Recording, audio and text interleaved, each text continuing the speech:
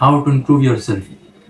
हम लोग यूट्यूब पर कंटेंट देखते हैं, जब ऐसा लगता है कि हमारा लाइफ अच्छा नहीं चल रहा है तो हम लोग उसी वक्त सेल्फ इम्प्रूवमेंट का कंटेंट फिर से ऑन कर लेते हैं, फिर से किसी यूट्यूबर का, किसी क्रिएटर का वीडियो देखना स्टार्ट कर लेते हैं और ऐसा लगता है कि हम लोग इम्प्रूव हो रहे हैं। लेकिन असल में दिस इज़ नॉट इम्प्रूवमेंट। ये सिर्फ तुम्हारे ब्रेन को लग रहा है कि तुम इम्प्रूव हो रहे हो, क्योंकि जबकि तुम सिर्फ सेल्फ इम्प्रूवमेंट के वीडियोस देख रहे हो। जब तक तुम उसको अपने लाइफ में इम्प्लीमेंट नहीं करोगे, अप्लाई नहीं करोगे, तब तक you are not improving. And secondly is, हम लोग हर छोटी से छोटी चीज़ के लिए सर्च करते हैं यूट्यूब पर, गूगल पर, चाहे छोटी से भी छोटी चीज़ हो। हालांकि हमने इतने कंटेंट कंज्यूम कर लिया है, तुमने इतनी कंटेंट कंज्यूम कर लिया है कि तुम उस चीज़ को खुद से कर सकते हो, तुम अपने एबिलिटी से उस चीज़ को कर सकते हो, लेकिन फिर भी तुम्हें सर्च करना है। तुम्हें सब कुछ पता है कैसे करना है, कैसे क्या करना है, किसी चीज़ को कैसे करना है, किसी चीज़ को कैसे फिगर आउट करना है, किसी प्रॉब्लम को कैसे सॉल्व करना है।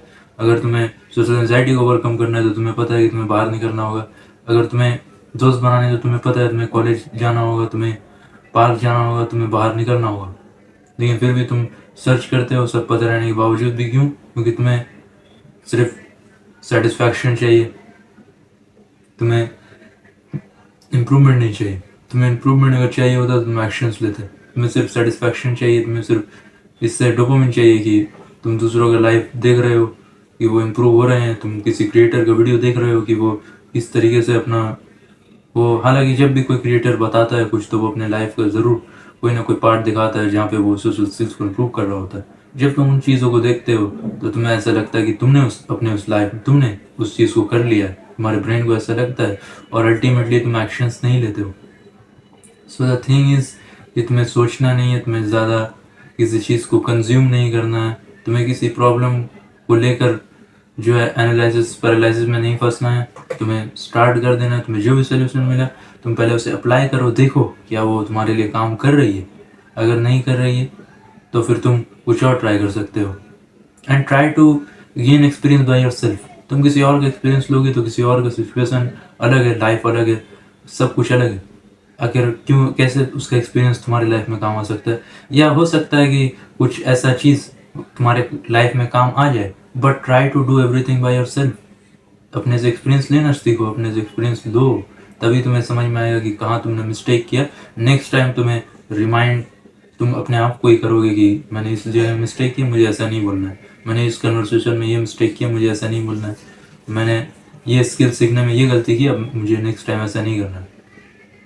जब तक तुम खुद से मिस्टेक नहीं करोगे, जब तक तुम खुद से किसी चीज़ को नहीं करोगे तो तुम्हें उस चीज़ को करना नहीं आएगा, तुम्हें परफेक्शन नहीं मिलेगी, तुम कंसिस्टेंट भी नहीं हो पाओगे।